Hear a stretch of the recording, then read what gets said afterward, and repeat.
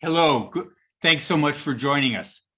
My name is Marty Kaplan. I'm the director of the Norman Lear Center, which is located at the Annenberg School for Communication and Journalism at the University of Southern California. That's a branding mouthful. The Norman Lear Center. What is the Norman Lear Center? We're all about stories. We're all about stories and storytellers, about their power, their impact, and the difference that they make. We study that power, we measure that impact, and we try to have something to do with the difference that they can make. And that's the job of one of the Lear Center's programs, Hollywood Health and Society, run by Kate Folb, whom you'll also meet later on at the end of this conversation. What Hollywood Health and Society does is work with writers. And this audience has lots of writers, lots of storytellers. Thank you for joining us. We hope to inform and inspire the work that you do, because we also hope that you are sensitive to how powerful you are in the work that you do. We try to put on your radar and on the nation's radar topics of urgent interest. And we also try to make it easy for you to be accurate when you deal with those topics, because we know that when people are in the thrall of stories, even though they know it's scripted, even though they know it's made up, they believe that everything is true, not just true to fiction, but true, period. And that's why it's important that whatever you end up doing, you at least know what is the case. And that's especially important in an area like tonight's topic. I want to thank the Nuclear Threat Initiative for helping us to put together this panel so quickly. Sad that we had to do anything about the nuclear threat so quickly, scared a little bit too. That'll be part of what we talk about tonight. And leading that discussion, we have the perfect person who bridges the world of storytellers and the subject that we're treating. The show Madam Secretary, in fact, had an episode about the threat of nuclear war. They've also dealt with the threat of climate change and other current important topics. And the executive producer of Madam Secretary was David Grae. You have his bio in the chat, and I have the great pleasure of introducing him. He will in turn introduce the panel and the evening. Thank you, David Grae, and welcome. Hey, thanks so much, Marty. And you know, I just wanted to connect some of the dots between Hollywood Health and Society and actual, television shows like Madam Secretary on both of those topics, climate change and nuclear, the threat of nuclear war. We used experts provided by Hollywood Health and Society, and that accuracy that Marty is talking about provides for exciting drama. Because as we all know, in good writing and great writing, the details are what matter. None other than Secretary of Energy Ernie Moniz, former Secretary of Energy, helped us when we did an episode about Iran nuclear policy. None other than Bruce Blair, the foremost expert in the world at the time on the nuclear hair trigger, informed us on that topic. And he laughed when I said, I want to make sure I get all sides right, because Bruce was toiling away at a small think tank woefully underfunded at Princeton, trying to convince the United States and Russia and powers of the world that we didn't need to be on a posture where we could launch nukes within a matter of minutes, and the peril that posture puts the whole world in. So, we got him on the phone, several times in the writer's room. So, that type of expertise, I could go on. They called me about killer robots, not just weapons that are unmanned, but weapons that make the decision themselves, who to kill and when to kill. We did an episode about that, and our experts who came to the writer's room were Nobel laureates on that subject. So I could go on, but I want to get to this panel. But I just want to say the work that Hollywood Health and Society is doing is so important for me as a writer, because when we could get it right, when we could use experts, we can then get that information out to millions of people. And speaking of incredible experts, we have two on the panel today.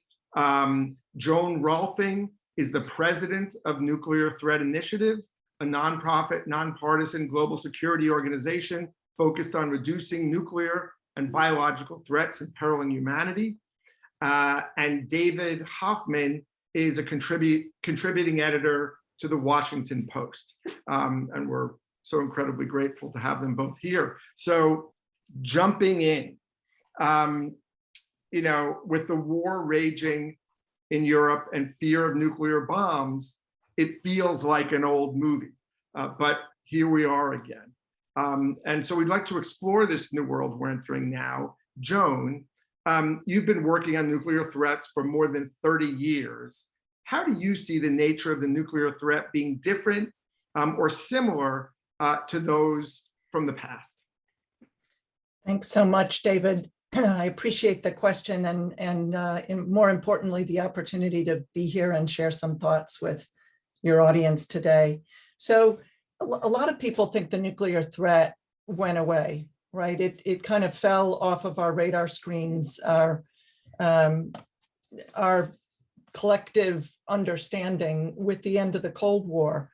And contrary to that perception, I regret to say, the threat is as high as it has ever been. And that was true even before this Ukraine crisis. Now, why is that? You might think that's crazy, right? How can it possibly be higher than it was during the height of the Cold War?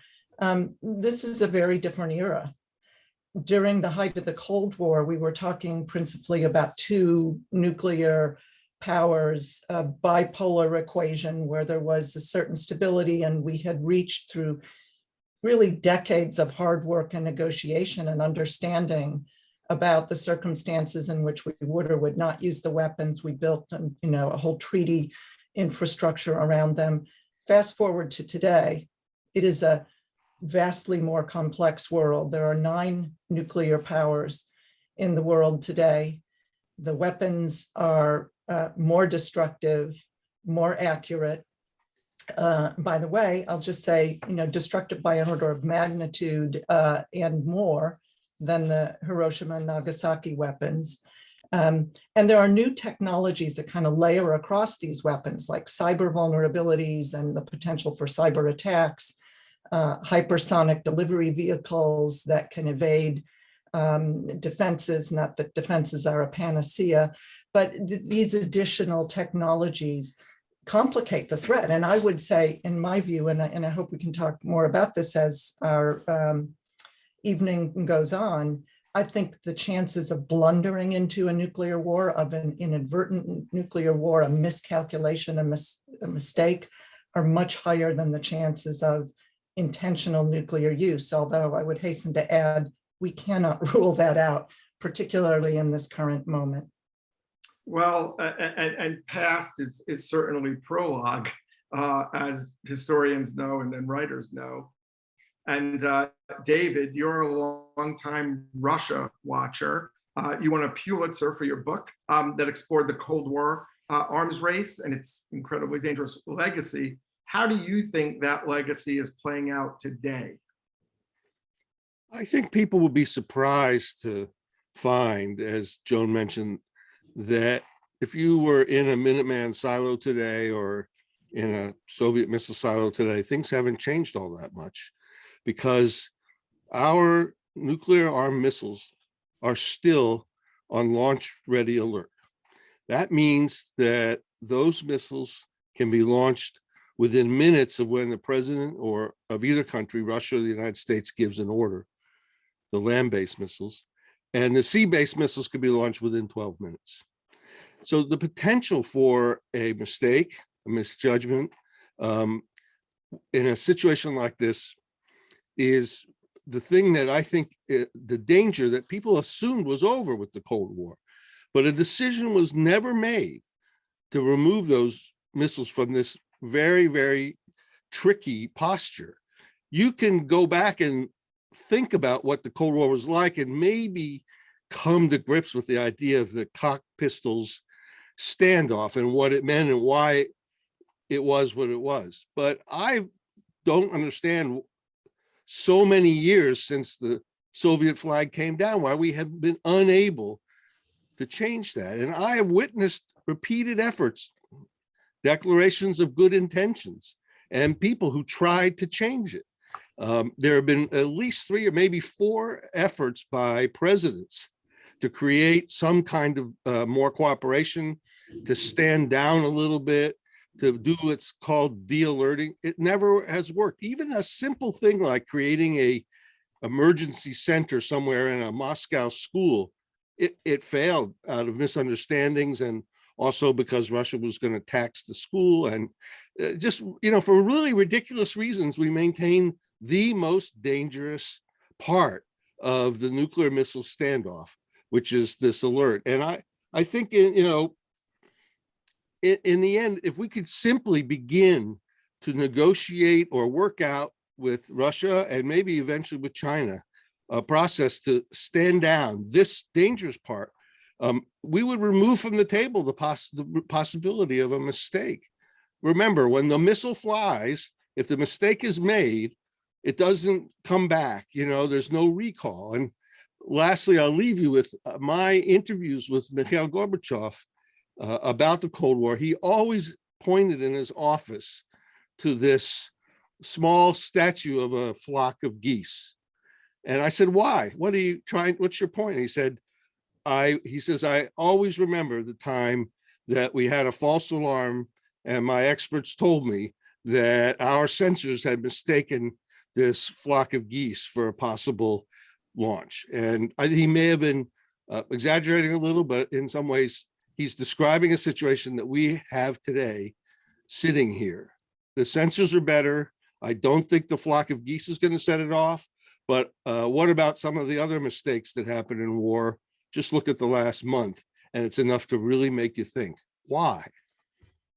Yeah, And David. David, can I pick up on this? Of course.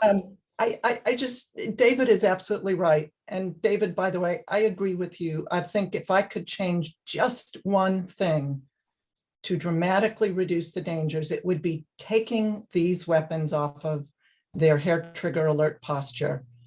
That is the one thing. I mean, there's a lot about nuclear that's dangerous that needs to be corrected, but I think we would get the most improvement on our security by doing that one thing. And you asked the question, why is it that so many years after the end of the Cold War, we still have this nuclear posture that was essentially put in place in, well, you could argue if you go back to standing alert with airplanes in the 1950s.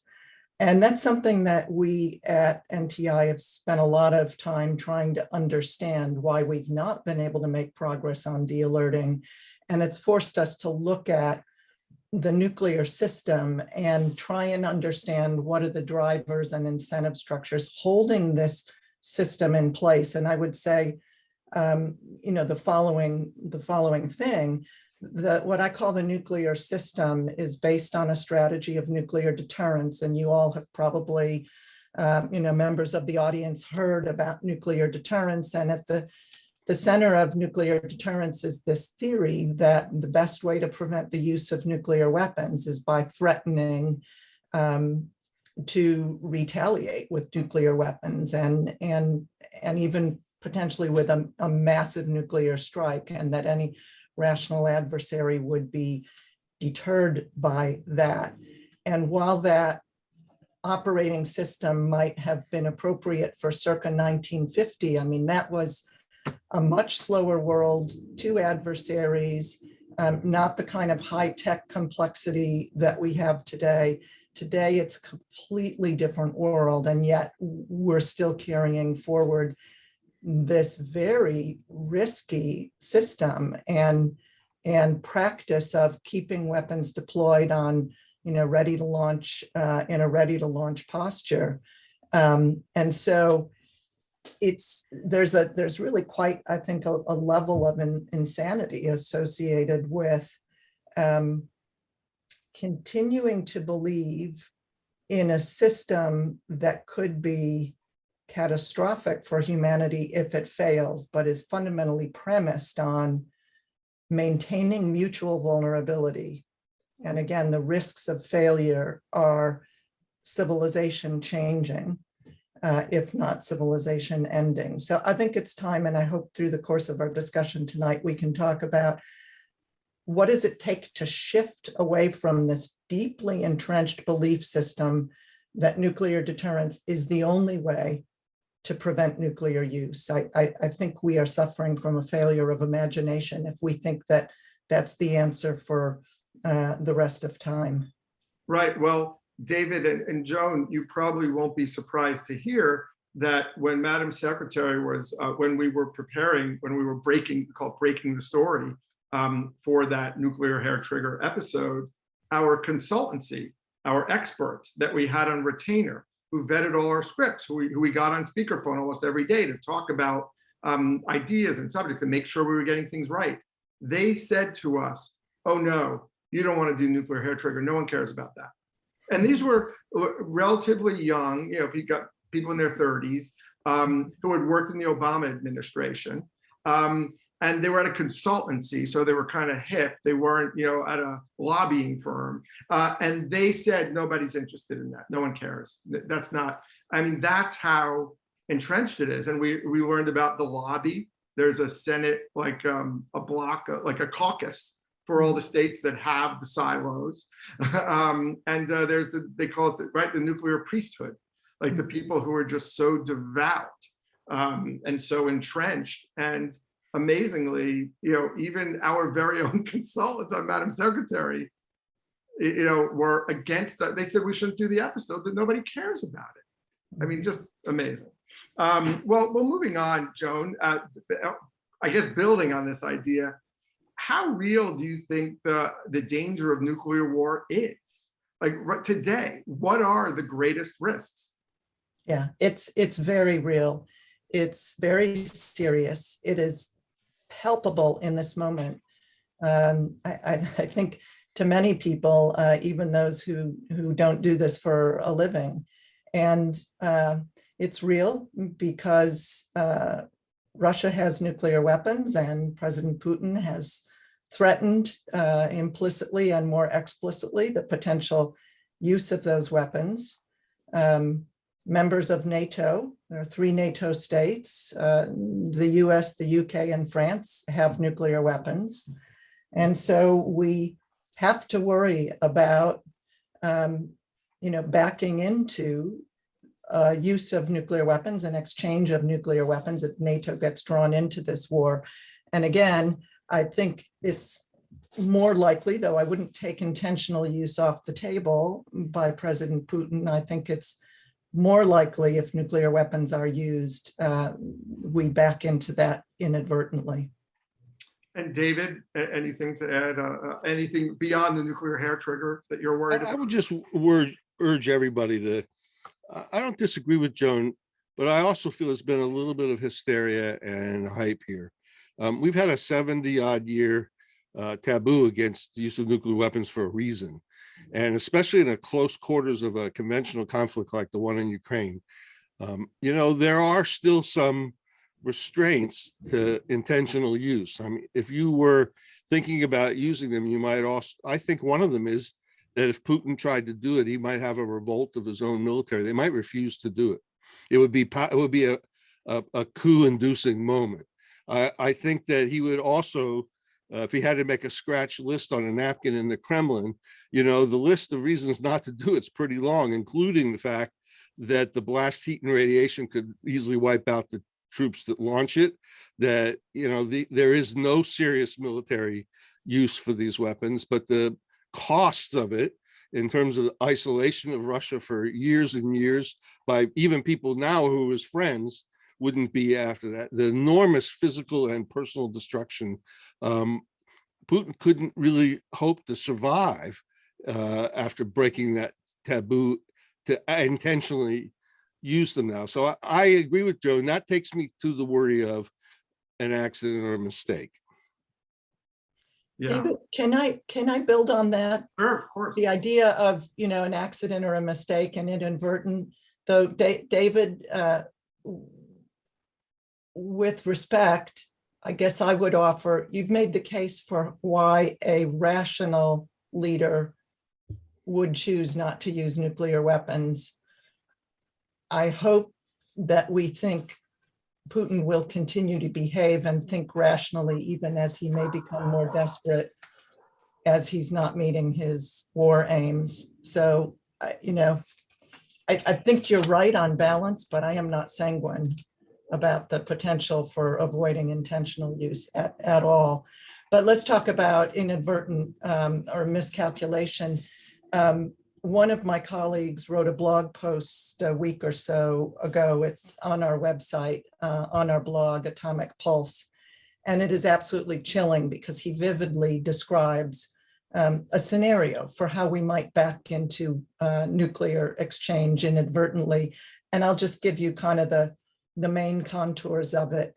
He said, assume that 2 Ukrainian fighter aircraft are flying in southern Ukraine, and Russian anti-aircraft missiles attempt to intercept them. And one missile actually takes out a Ukrainian fighter plane, but the other missile veers off course and ends up hitting a US surveillance, a reconnaissance aircraft. And that then begins to trigger a whole cascade of effects. NATO rallies, considers itself under attack, and in the war, Putin can see that NATO is, beginning to ready troops. He decides that he's going to try and take out some of the conventional capability before they can mass forces. And at the same time ends up blinding our satellites in a way that the US misinterprets. It has a cascade effect that takes out early warning of our nuclear systems. The US thinks it's under nuclear attack and begins to go to, defense condition 1, and the Russians then think that we're about to attack them and escalate by sending a nuclear salvo at both Europe and the US. Those are the contours of I haven't done justice to the much more careful rendition in the blog post. That's one of any number of scenarios we could come up with for how we blunder into a nuclear war. Right. And what about arms control treaties from the past? I mean, obviously not such a great success, right? And not too helpful today, Joan. Like, where are we and what could we do moving forward? Those treaties were enormously helpful, David. The problem is we let the relationship with Russia decay, and both the Russians and the United States and Europe, for some of the relevant treaties, have walked away from a whole lot of treaty architecture that kept us safe through the Cold War into the first years of the post-Cold War era. So there are a whole series, it's like the alphabet soup of treaties that we've abandoned. The Anti-Ballistic Missile Treaty, the Conventional Forces in Europe Treaty, the Open Skies Treaty, the Intermediate Range Nuclear Forces Treaty. When you begin to strip away the guardrails that we carefully built up over decades, we are suddenly at a moment where we're in a hot war and a nuclear arms race. And, and the relationship has deteriorated to the point where we're in a war. Right. I mean, if we, find the world coming out of this mess, however we get there, whenever we get there, David, what treaties do you like? What do we need now? What do we need moving forward? What treaties do we need to go back and reinforce or look to make things more tenable for the future? I would answer to start with a thought about how to think about these, because if you study the whole canon of treaties that Joan mentioned, and believe me, once I tried to do that, but you discover that in this entire Cold War, nearly 5-decade experience, the hardware, it gained a huge amount of attention, right? Every technological leap, MIRVing and missiles and so on. And also the software. I mean, the way people thought about and negotiated treaties and so on. There's a big, long record, but when you finish with it all, you realize you only really got to a verifiable legal treaty that actually accomplished something, and they did, with political will. It was only really when the two leaders of the Soviet Union and the United States, or Russia and the States, wanted to get there that you began to see the hardware and the software fall into place into these treaties. And I was with Reagan at Reykjavik, and when they walked out and said the talks had failed, and Max Kampelman was standing on the sidelines there in tears, everybody thought that the political will wasn't there. And lo and behold, we learned later, and studying what happened at Reykjavik, that they actually had a lot of political will. Reagan was a nuclear abolitionist. Gorbachev was really hot to try, and they just didn't make it on that day, but they eventually did a lot. And I think that you cannot look at this history or where we're going without first realizing we need that political will. And right now, we don't have it. Not only is there a great deal of pessimism and skepticism in the United States, a lot of it justified, but Putin is behaving in a way that engenders no sense that he would be a willing partner. And so I think we need to be realistic. No discussion about going back to treaties or whatever makes much sense if the other guy is showing by his daily behavior that he has no rules. And there is a list I would give you to answer the question quickly that I do think that eventually we should get to some kind of de-alerting agreement. I think we got to get back to the negotiating table with Russia, and we got to get China at that table. The pictures that we've seen from satellites of hundreds of new Chinese ICBM silos are very, very disturbing. I think the lapse of the Intermediate Range Nuclear Forces Treaty was a real serious setback. Here's a treaty that eliminated an entire class of fast-flying nuclear missiles in Europe, completely discarded. And here we have a war in Europe, and we're going to want that back. The small tactical nuclear weapons, which have existed from the Cold War, have never, ever been covered by any treaty. People don't realize that we just never got there with them, and that needs to be done. And lastly, there are some people in the United States saying, well, let's respond to this by building bigger and better nuclear weapons. And let's bring back, for example, the nuclear armed submarine launched cruise missile.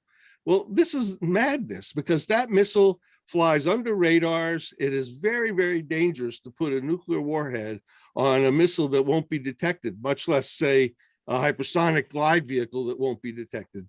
I think we ought to be really, really careful about jumping forward into an arms race that will only multiply the dangers rapidly if we're not careful.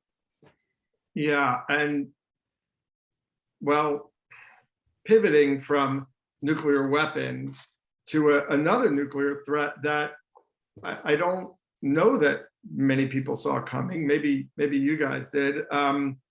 Europe's largest nuclear power plant, Zaporizhzhia, am I pronouncing that right, was taken by force. And even Chernobyl is back in the news. And there's fighting at Ukrainian nuclear power plants with operators at gunpoint and being taken, by some reports, being taken hostage. And reports of Russian soldiers leaving Chernobyl with radiation poisoning. So this is for both of you. Maybe we could start with Joan. What are you most worried about when it comes to nuclear power plants in Ukraine? Yeah. So a little bit of context first. There are 15 nuclear reactors in Ukraine at 4 different sites. One of those sites is the Zaporizhia site that you just referenced, David. But we also know that at Chernobyl, those plants are no longer operating, but there's a very large, highly radioactive exclusion zone. So let me just say a word about the threat. These reactors were never designed to withstand combat. So in general, these days, we know how to produce very safe nuclear power plants. There's inherent safety in them in a way that there was not with the design of the Chernobyl facility itself. And but they weren't designed to withstand direct strikes from artillery, military aircraft, et cetera. So this is uncharted territory. This is really quite unprecedented. And some people think, well, maybe we can just turn off the reactor and it'll be fine. And that may in fact have been what some of the Russian troops were thinking. But it turns out that to keep these reactors while they operate safe, the cooling of them is critical. And you need uninterrupted power supplies to be able to keep them cool, to prevent any kind of a meltdown from happening. If we think about Fukushima, for example, the reason we had the failure at Fukushima was because of the loss of power caused by the tsunami. In addition to that, it's not just the reactor plant itself that we have to worry about, or not the reactor itself, it's the so-called spent fuel. So rods with fissile material are dropped into a reactor to create the chain reaction that produces the heat, that produces the power. And after they've been used in a reactor for some period of time, they're taken out and new rods, fresh rods are installed, and the old ones then are put in cooling ponds while they radioactively cool over a pretty substantial period of time. In some cases, it's stored differently, but it's really essential that those cooling ponds be kept cool so that the fuel does not overheat and burn and create a significant radiation release.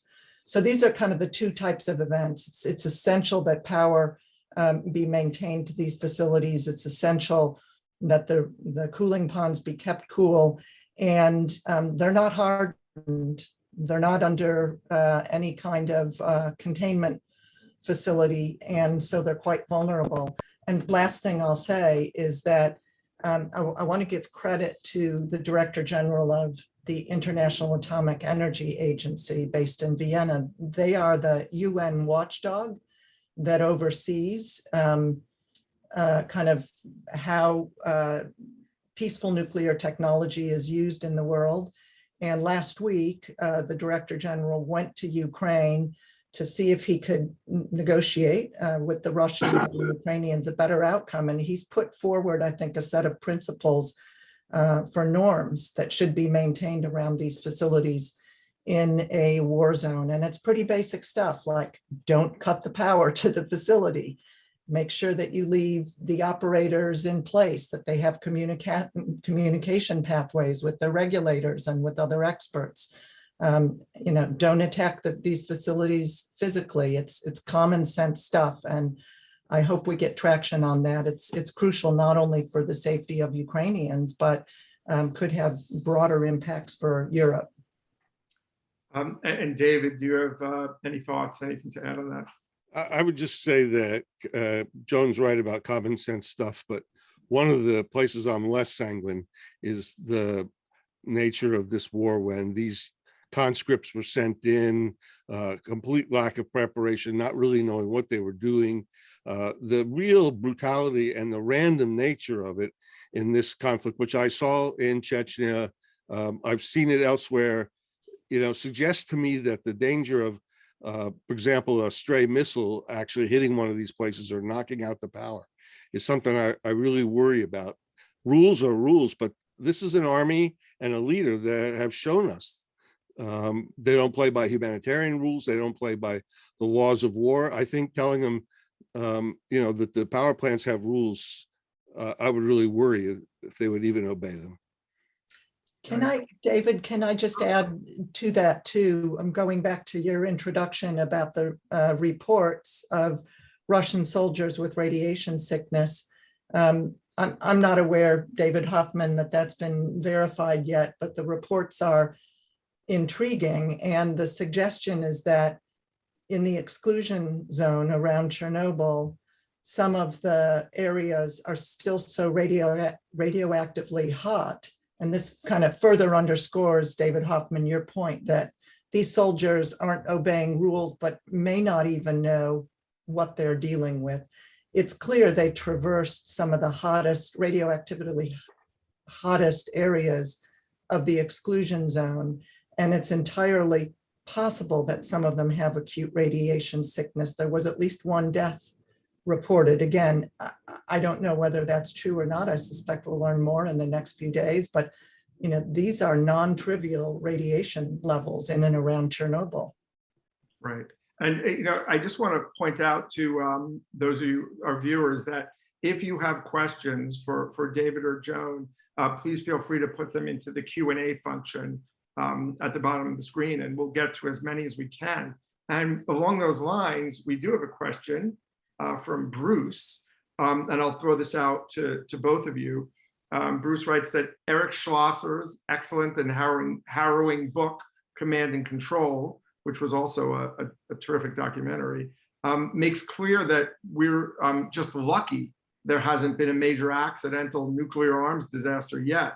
And while the missiles have gotten even more powerful, has anything really improved in terms of safety and control other than changing solid fuel over liquid rockets in the last 25 years? Okay, that wasn't exactly on nuclear power, but has anything changed in command and control, or is it like you were saying earlier, David? I think you touched on this. It really is same old ball game, right? With the alerting status and the underlying danger is still there. I would say, from my understanding, a lot has changed. Actually, people will be surprised to know that when Carter left office and Reagan came in, the whole command and control system was still sort of jury-rigged, and Reagan launched a major modernization that was secret in that period to try and make it a little bit more efficient. And I remember that one day they gave him a briefing on it, and they said, Mr. President, if the alert comes, you're going to have to go to this door and get on the helicopter and fly away, And Reagan said, no, let George do that, the Vice Bush. He says, if there's going to be a nuclear attack, I'm staying right here. I'm going to go down with the country, and I'm not going to fly away. And my point is that he was a very straightforward his whole view of nuclear weapons was extremely straightforward and clear-eyed, without all the complicating doctrines and everything. And he saw that system really needed to be upgraded. We've now gone through another round of modernization since then that made it much safer. In the 90s, all of our nuclear weapons, the way that they're guarded and the way that were the so-called permissive action links, everything was upgraded. I worry less about some of the dangers of that, and I worry more about the dangers of miscalculation of human minds. Right. We jump back to that. Anything else you have to say on that, Joan, before we move on? Yeah, David, I agree with you. I think we've made the systems much, much safer. And that having been said, every system that is comprised of humans and technology is fallible. to me, that, there's a lot about that that's intuitive. What human do we know that hasn't had some kind of a failure, a mistake, an error at some point? And what technology do you know has worked perfectly forever?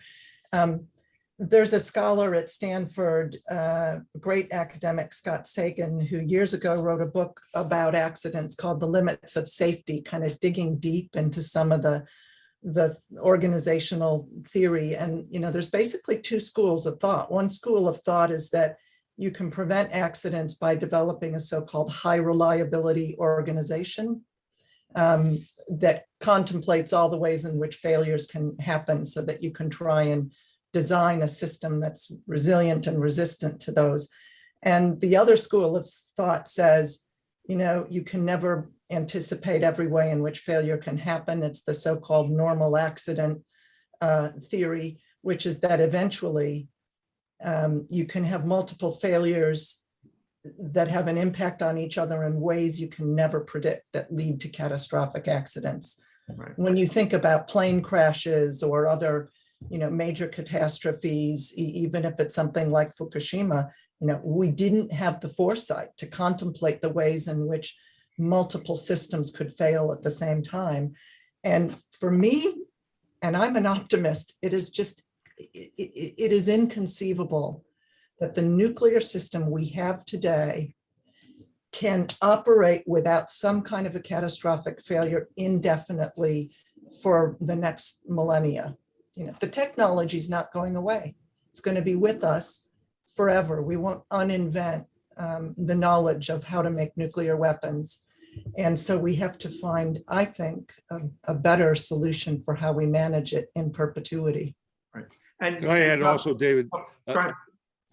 We are ultimately at the mercy of the lowest common denominator here, and that includes our adversary. And I remember researching very carefully the shoot down of Korean airliner 007 and discovering that, of course, the Soviets didn't intend to shoot down a passenger airliner. Their radars were rusty. An American surveillance plane crossed the flight path of that Boeing, and they thought they were shooting at that. And one of the commanders in that whole scenario tries to call to warn somebody or get some information. And the operator says to him, sorry, sir, there's no answer. I mean, and it's a local operator, and they're getting ready to shoot down a plane. So I asked, there was a war scare in a couple months after that, a really tense moment in US Soviet history. And I even wonder today, if we really had a tense moment, or if the systems were stressed, who in the Russian side is going to be repeating that and calling some local operator and trying to get a general to, not fire off that anti-aircraft missile that's going to eventually lead us to nuclear war. And I don't have any confidence at all that I know the bottom of the lowest common denominator of our adversary. Right. As if the nuclear threat posed by weapons and possible attacks on nuclear power plants wasn't enough, there are other threats in Ukraine and in the cyber, chemical, and biological. Joan, cyber is another front in this war. What now about it makes you most concerned? Yeah, so I'll tell you, I think cyber is a significant challenge and threat to our existing nuclear system. And one thing that really got my attention was a report that the Defense Department produced in 2013. There's an independent advisory board that advises the Secretary of Defense called the Defense Science Board. And they were asked to study the impact of cyber vulnerabilities on US forces, US equipment back in the 2013 timeframe. And they released a report, and I'm paraphrasing, but the basic first sentence of the executive summary says something to this effect, that we cannot have confidence that any of our operational systems will work as designed because of potential cyber vulnerabilities. And you think of any single system, by the way, that includes nuclear systems, right? All of our military systems, whether you're talking about a fighter plane or a ballistic missile with a nuclear warhead on it, connected to a communication system and satellites, these are tremendously complex technologies that have thousands, if not tens of thousands of digital components in them. And we cannot guarantee that some of those digital components, even as they're being emplaced in the system, are not already compromised unless they're produced in a secure foundry. They aren't all produced in secure foundries. And even if there's integrity within the hardware of the system, we cannot have confidence that it's not been penetrated in some way, even systems that aren't connected to the internet. And we know that because we think about what happened with the centrifuges in Iran that were air-gapped from the internet, but were caused to spin out of control until they destroyed the centrifuge through what we expect was the intelligence operation of another state. So I worry a lot about vulnerabilities that could lead us to misperceive that we're under attack when we aren't, or that our adversary might misperceive they're under attack when they're not, and it could lead to an inadvertent nuclear exchange, a blunder. So I'll stop there. There's more I could say, but I think it's a quite chilling. It is one of the principal reasons I think we could blunder into war, and one of the most important changes in technology that I think is game-changing in a bad way for the strategy of nuclear deterrence. Right. And also biological has come up in Ukraine. It seems to be disinformation put out by the Russians. But what's the story there, David? Is there anything we should be concerned about that story? So the Russians have been in overtime trying to claim that the United States had these nefarious biological weapons laboratories in Ukraine. What worries me about it is they seem to be saying that that's a pretext for them to act, and it's a bald-faced lie. Actually, the laboratories that existed there and elsewhere were part of a very important, and I think a program that indicates America's generosity. We are building laboratories around the world to help countries in place deal with their own problems of disease and the spread of disease, to spot it, to know what to do about it. These were laboratories designed to save lives. So to use them as a pretext for anything it's just a despicable disinformation. It's not true. I don't know how many people take up this disinformation, another kind of, corrosive disease in and of itself. Biological weapon, anyone who's, and all of us who sort of survived the century's greatest biological disaster, we're still in it, the pandemic. You would wonder, why would anybody, even an enemy, try to use biology against the population? Because as the pandemic showed us, there are no borders. Germs do not stop at national borders or checkpoints. And any power that tried to use a biological weapon would, first of all, face the problem of blowback and unpredictability. Russia inherited a lot from the Soviet Union, including the commitment to a treaty that outlawed biological weapons. But the Soviet Union violated that treaty and built the largest biological weapons program the world has ever known. It was exposed, and I tell the story of that in The Dead Hand. But one of the things that happened at the end of that process is we never got closure. There was never an accounting for that massive illegal program. Now, do remnants of it exist? Has Russia quietly been doing things that we can't see? There's no evidence that they've trained or actually done exercises, or that they have special biological weapons troops or anything. But it is disturbing that some of their institutes that worked on this secret program in Soviet times have never opened their doors. And I worry a little bit about the examples we've seen particularly in the chemical side. They tried to kill Putin's opposition leader, Alexei Navalny, with a chemical weapon called Novichok, which was actually developed in the late Soviet period, also another illegal thing. And it wasn't like they made a huge batch of it. It wasn't like they were making wartime quantities. They made just enough to smear on his underpants and cause him to die or nearly die while he was on an airplane. And, this again raises the question of what have they been doing in biology that in those institutes that have been completely closed? Well, we're not going to get any access to them today. And again, I don't think that this is as nearly important as the suffering the Ukrainian people are experiencing under conventional weapons. But there are some dark corners of this stuff that we don't know about. Right. I want to move on to pretty much our last section, which is about storytelling and the power of storytelling and how it possibly could, be helpful for our future.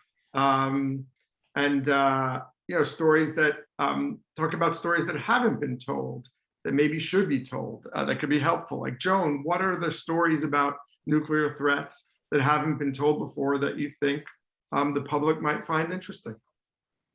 So there's obviously a lot that has been told, but let me rattle off a few ideas I've been rolling around in my head. I think many folks are aware of the false warning that Hawaiians experienced some years ago, where there was an emergency alert about incoming missiles from presumably North Korea. I'm actually pretty surprised that that story did not have more legs. I just have to imagine the people who lived through that, the terror they must have experienced, how this would have been so palpable for them. I think that story gives us the chance to really unpack what's going on with these nuclear weapons. Why do we still have them? Why do we all, the entire world, have to live with the threat of this kind of a warning out of the blue? Hey, Joan, just to jump in, and maybe I missed it because it glitched out on me for a second, but are you talking about the warning in Hawaii where people were running from the beaches? Is that Yes. that North Korea had launched? Yeah, Yes. I mean, I totally agree with you. I could see the story of a family on a dream vacation to Maui. They're staying at the Grand Wailea, and all of a sudden the sirens go off. Yeah, right. And Exactly. Exactly. Let me throw out another story idea, and that is there's a really well done book called Fallout by Leslie Bloom that was published in the last couple of years. And she tells the story of John Hersey and how he came to write the book Hiroshima, which was originally told in the New Yorker. It occupied like the entire issue of New Yorker issue in 1946. So he went to Hiroshima, interviewed some of the survivors, and tells this really riveting story. But her retelling of it, so I recommend any of your audience who has not read Hiroshima, that's kind of a must read. But Leslie Bloom's retelling of it, how he gained access, and the censorship of the government, kind of what he was up against in terms of the government trying to prevent this story from getting out, is fascinating. And some of the themes in there we're living with today in terms of the whole system, how we manage nuclear knowledge, nuclear know-how, and why it's so separated from our public. So I have more stories, but I'll stop. I don't want to monopolize this. I know David has some good ideas, and I'm happy to throw more out there. Well, any ideas you have, David, but you mentioned Ronald Reagan and covering him before, and his thoughts about nuclear war, being like the captain of the ship going down in the White House. And you specifically, I know, have thoughts about the movie The Day After that I think everyone would love to hear. Yeah, two things. One is, though, I'd like to add an idea just before I talk about The Day After. I think there's a tremendous story about Gorbachev that hasn't been told. And I think, although people may find that he's familiar and gee, don't we know all that history, but here's a guy that came from inside his system, this terribly repressive, almost sort of decaying monolith. He wasn't outside, he wasn't dissident, he was, this is not Sakharov really. This is a guy who quietly he was a party official for, he had a party card. He was and he changed that system from inside. And people say, well, he caused it to collapse and that was a good thing and so on. But with the nuclear part of it is a really kind of untold story, because he faced a lot of pressure.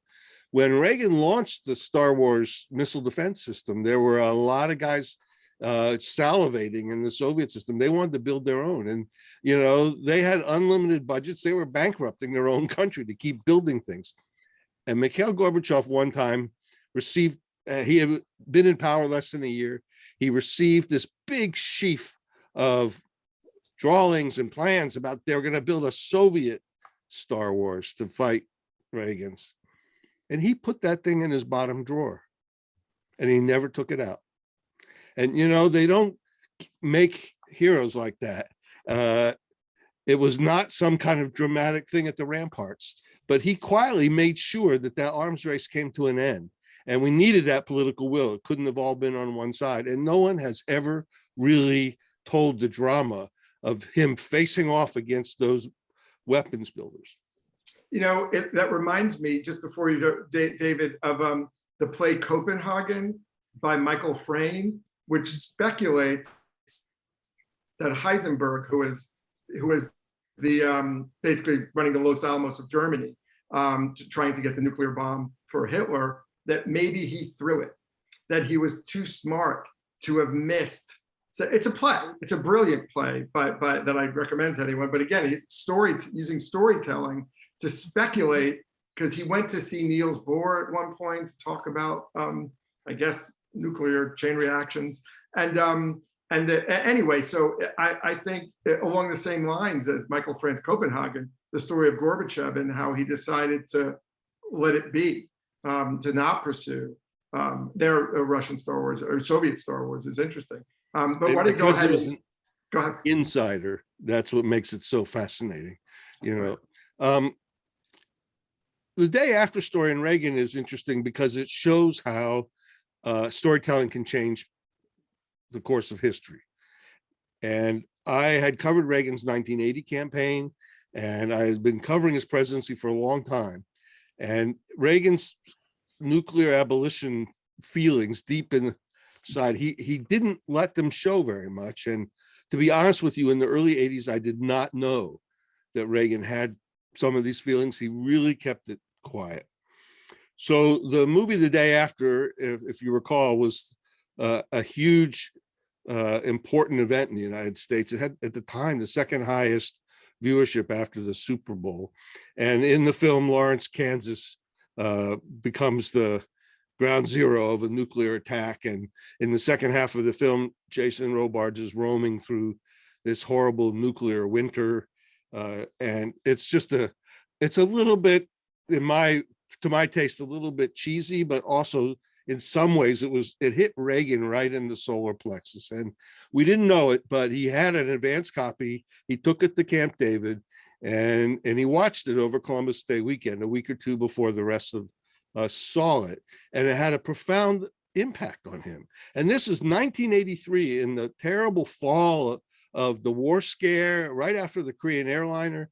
And Edmund Morris, who had the real opportunity to study Reagan up close, later wrote that in all the years that he studied Reagan of the Reagan presidency, that was the only time that he saw Reagan write down that he was actually depressed. And we see this in Reagan's diaries, which are now public. I think this set the stage for what was to come once he got a partner in Gorbachev. And I think that weekend, in many ways, just the arc of history turned.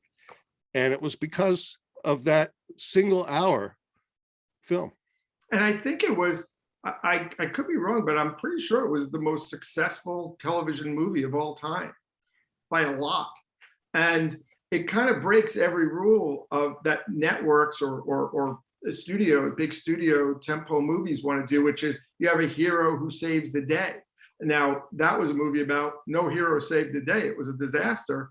And I think it's a miscalculation. I think there's a missed opportunity on, I mean, it sounds ridiculous to say, but on nuclear disaster movies that would inform the public, that might just scare the public and politicians enough, like Reagan was moved by that movie, to actually move the needle on some important policy issues. And along those lines, Joan, what kind of stories could be told based on current initiatives or policy proposals that could result in a safer future?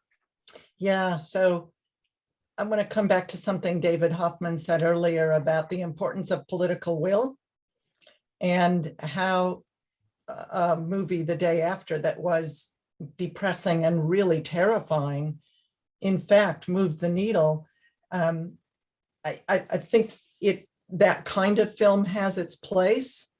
And let me say one more thing about that before I pivot, which is, I think another story idea that kind of builds off of that theme would be to depict a disaster that comes from a miscalculation or a blunder into war.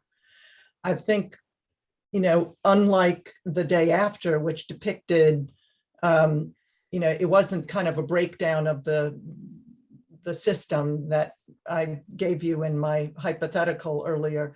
I think the public would be frightened, but it would also really open their eyes to, you're kidding me. We have a system in place that if somebody makes a mistake, we have this world changing, civilization changing, unrecallable catastrophe. That needs to be exposed, because we're operating on a system that just makes no sense. It's dangerous. We need to build a fail-safe system. We do not have that with the current system. We've done some polling at NTI. Now I'm pivoting here to say what we really need, what's missing, is kind of a positive message about a positive future, and how we're not destined just to live in this world where the sword of Damocles is hanging over our head. We've done some polling, and not polling, not in a traditional sense, but some deep research to understand how American audiences think about the future and think about nuclear threats.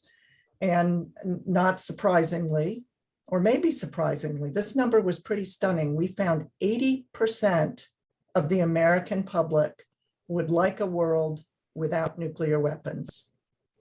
That's a very high number. What they can't figure out is how we get there. Only 30% think they have any agency at all to affect that outcome. And so most people retreat. They would like that world. They have no idea how to get there. They're terrified. There's a very high level of despair at the present moment in the American public, the combination of the pandemic,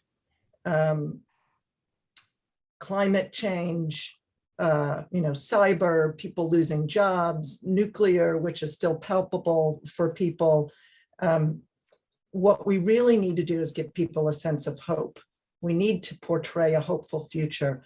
I would love it if some of your writers could think about ways we can, and maybe this is a little bit of science fiction, and it ought not to be so distant that we don't recognize the world, but can we portray a world 35 years out where we've somehow passed through this test and gotten to the other side, and life on the other side looks pretty good because we're not living with the constant threat of sudden annihilation.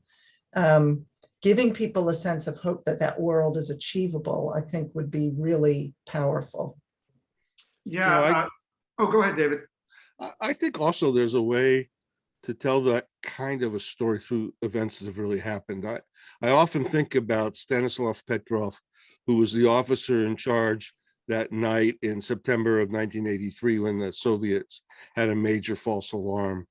And I spent a lot of time with him. I interviewed him extensively for my book to try and understand what was going through his mind. And, he had some logic, right, which he figured America is not going to attack us with one missile when the alarm went off. And then the alarm went off and said there were 5. And he said, no, it's not going to be 5. But there was also kind of a gut feeling. He said, my legs felt like they were on fire. I couldn't even stand up. I was just, and I think that everybody that has worked on this problem over the decades. Everybody I've interviewed and come into contact with who's thought about, and even people that have actually touched a nuclear weapon or looked at the instructions for launching it, anybody who's come close to it comes away changed. And that's great stories of human drama about people that saved the world. They're out there. And I think there will be more, and hope that there'll be more in the future, but I think it's a fertile area for untold stories. I think that the story of Stanislav Petrov is great. And just to give our viewers a little more context, David, who might not know it, didn't he receive the order? Wasn't he a missileer in the silo and he received the order to fire the missile, or did he see it and not report it? Is that what it was? No, it was slightly different. He was actually a programmer. He understood that they had a brand new computer that was taking signals from an early warning satellite. The computer was rather crude and it was oftentimes confused by what the satellite was sending down. So he knew the guts of the system. One of his pals wanted to take the weekend off, so he took the shift. And he was in the seat that night when the false alarm happened. And he just, having known how the thing worked, he had to decide what to do, to whether to report it up as real or not. And if he reported it up, then who knows what would have they happened. might have retaliated. Yeah, he did not have direct control. He just had the question of whether to report it. But, you know, the first false alarm with just one missile, he decided not to. Then the second one with 5, he decided it wasn't real. He's making a guts decision of incredible consequence, but he reported it and said, I believe it's not for real. And so obviously, I think he had some confidence he was right, but he told me he wasn't really sure. Right. You know, and you know, I would say, just to button up this issue from a storytelling point of view, I think we need the stories of hope and we need the stories that scare the crap out of people. And sadly, I think that the stories that scare the crap out of people move the needle a little more. Like a couple of years after The Day After, there was a movie called Amazing Grace and Chuck. You probably haven't heard of it. It's a great movie with Gregory Peck as the president and a kid who visits a nuclear power plant. And he learns about nuclear power, nuclear weapons, and he's a star pitcher on his Little League team. And he says, you know what? I don't like this nuclear weapons thing. I'm not going to pitch this weekend in my small town. And it becomes a little local story. And then a big NBA star, like the Michael Jordan of the day, hears about it. And he says, you know, kid, you got something going on. And he decides to go on strike. And then the whole world ends up going on strike. And Gregory Peck has to get the economy going again and tries to negotiate with the kid. And at the end of the movie, there are no more nuclear weapons in the world. Now, this was a terrific movie with a great message. It wasn't that popular. Now, I think maybe today a movie like that could be popular. So I think we need both. We need to sort of motivate people at both ends of the spectrum. Now I'd like to move on to, as promised, to some questions from our viewers. So I'll throw this out to both of you, David and Joan. This is from Masami. Are there any efforts for the United States to apologize for their actions in Hiroshima and Nagasaki? And do you think an official apology could be helpful in recognizing the destruction of nuclear power in hopes of dismantling weapons of mass destruction? Has the US, I mean, I know Obama went over to Hiroshima, but have we ever officially apologized?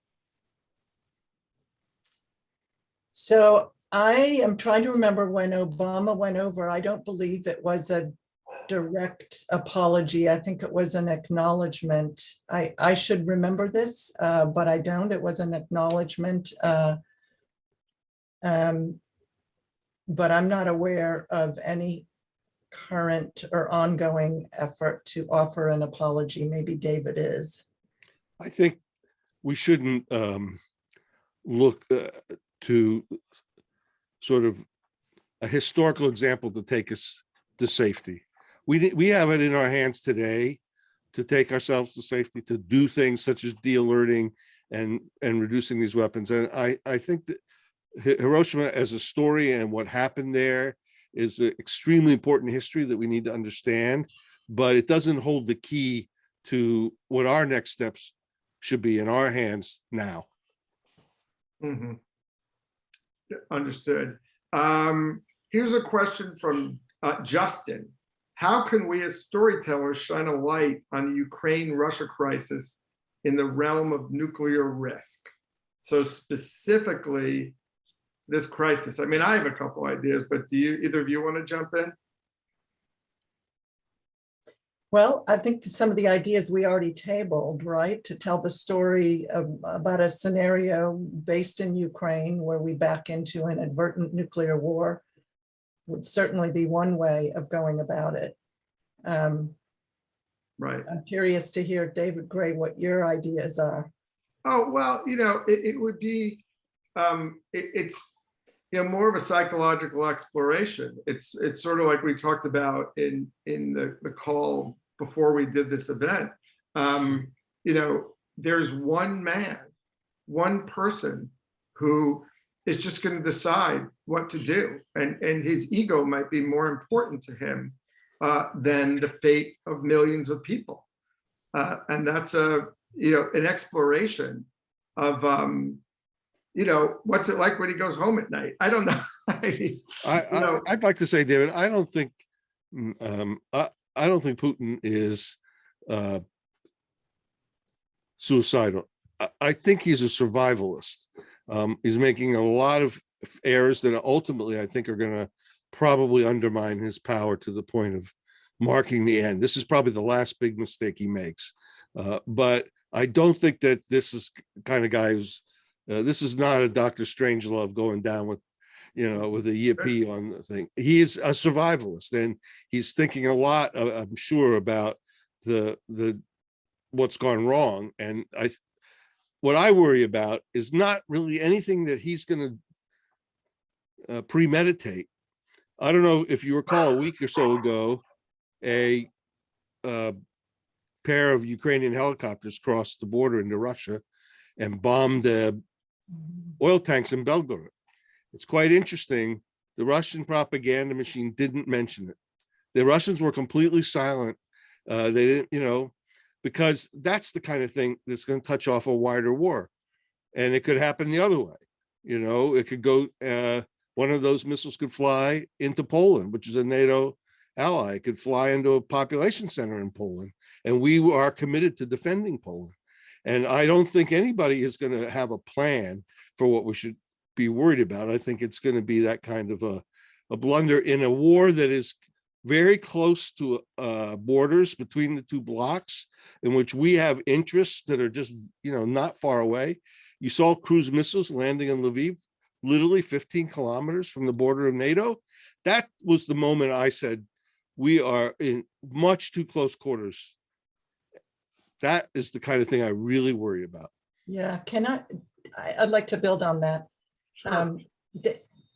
David Hoffman, what I hear David Grae suggesting, however, and I think he's right, you're raising a point, a point of fact, which is that in this crazy, frankly, nuclear system we have today, we have vested the sole authority for nuclear launch in individuals in most, if not all, of the states that have them.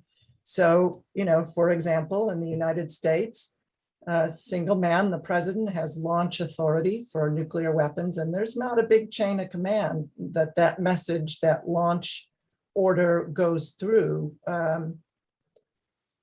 before keys get turned and missiles go off. We assume the same is true and in Russia, and in that way, we are all hostage to a very vanishingly small number of people around the world for the continuity of civilization as we know it.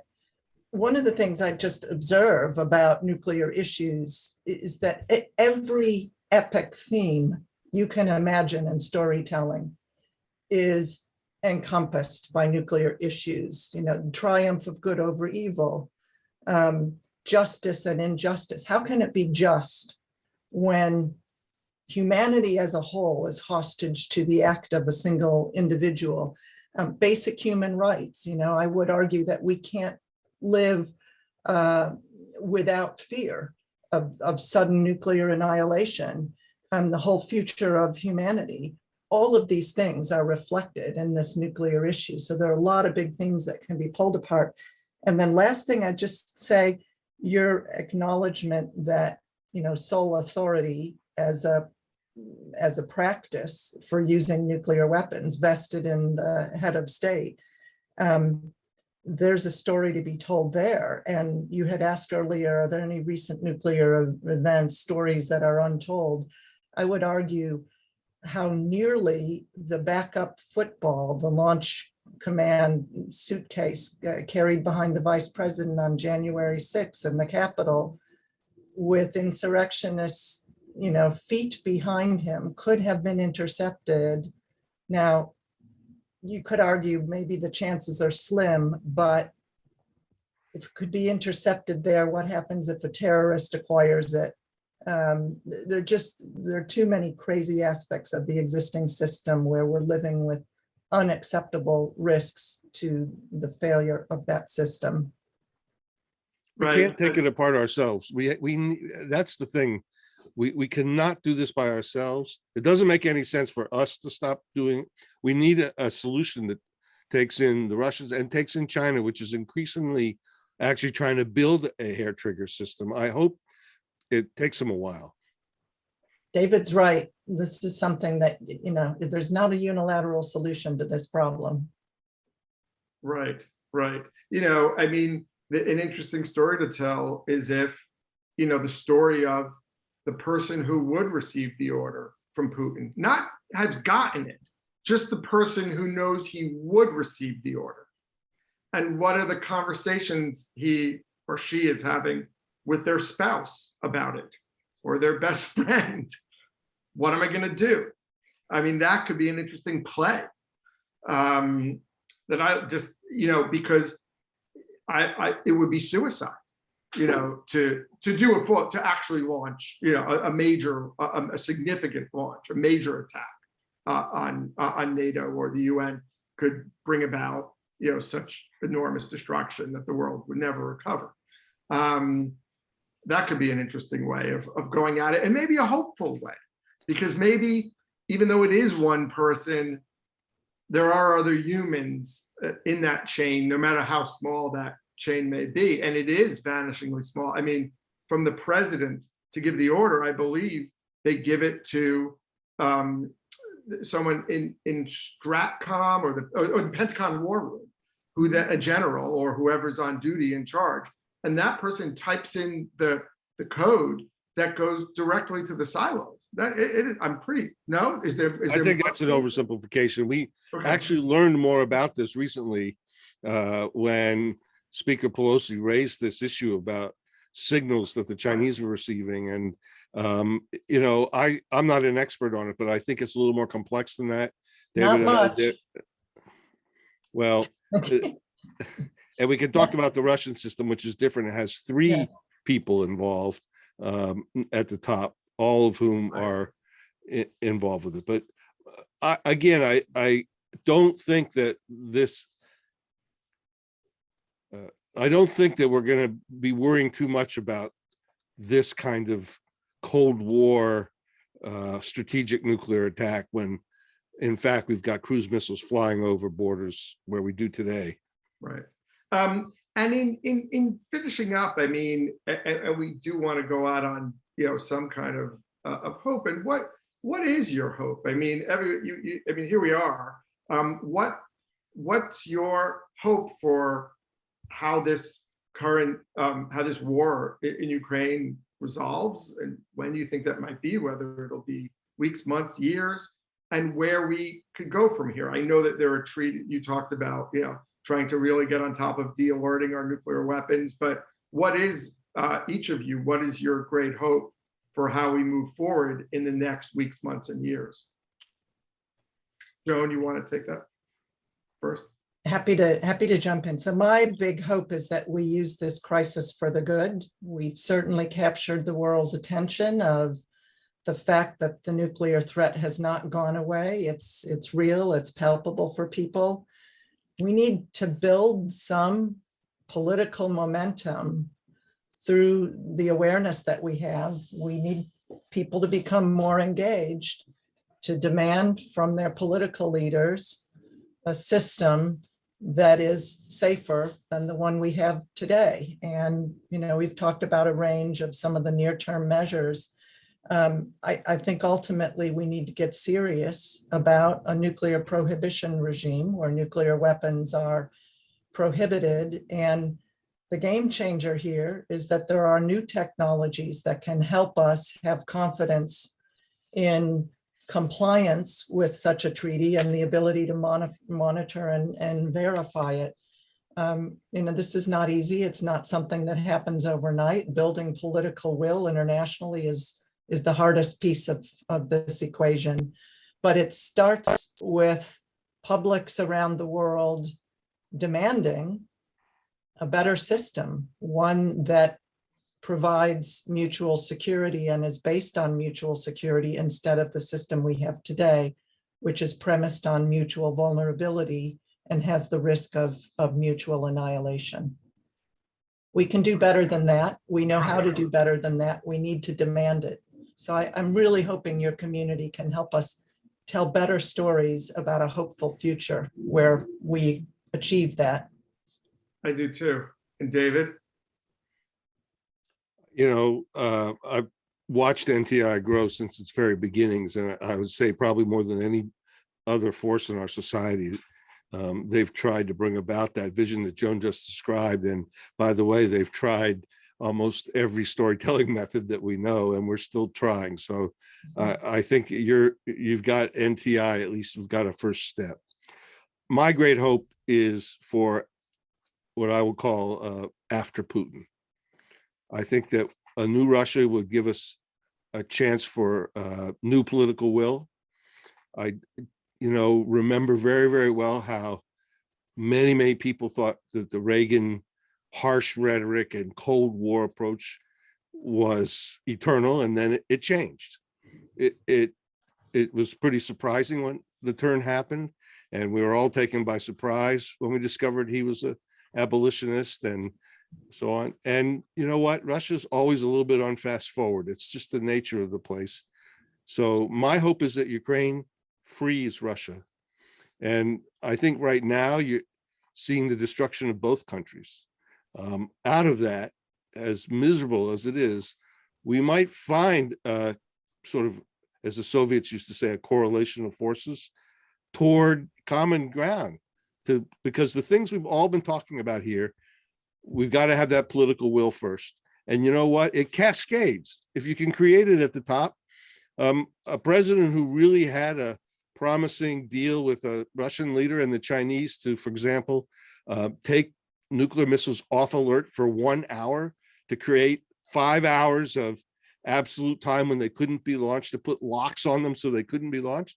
I think you could go march to the Senate and say, this is a good idea. But today, with a man who's basically a war criminal, you can't get anything done. We got to get beyond this. Right. Well, thank you so much, David and Joan. It's a chilling conversation, but it's an important one. And I tell you, you both really inspire me.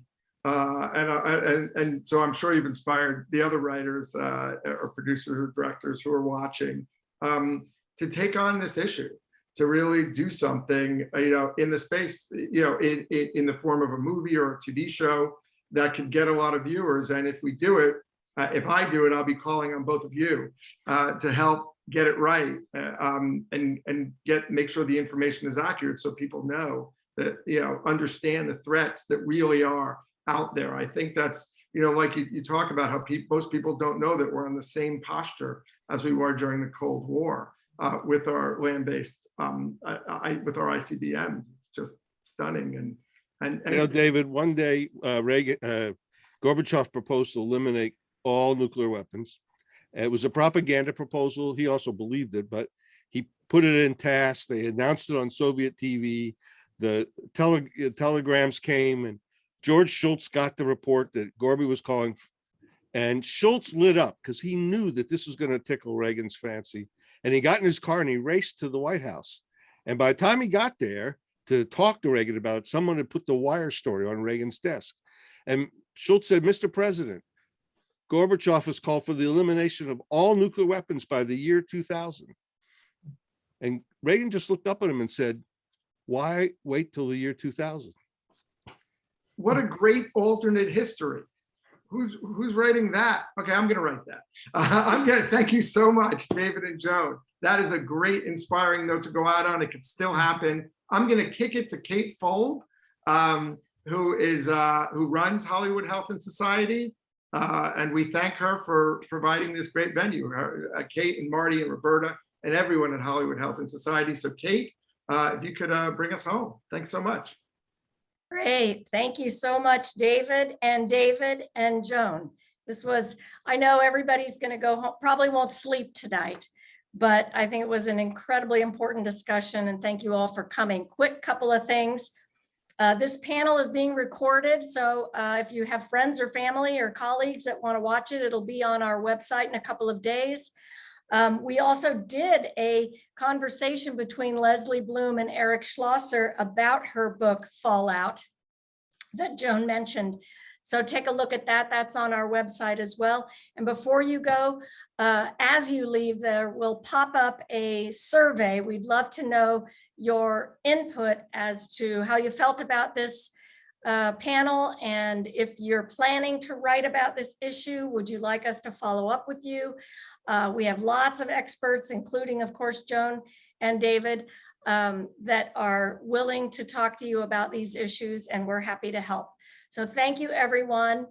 Go take some deep breaths. It's all okay for the moment. Enjoy your evening, and we'll see you again soon. Take care.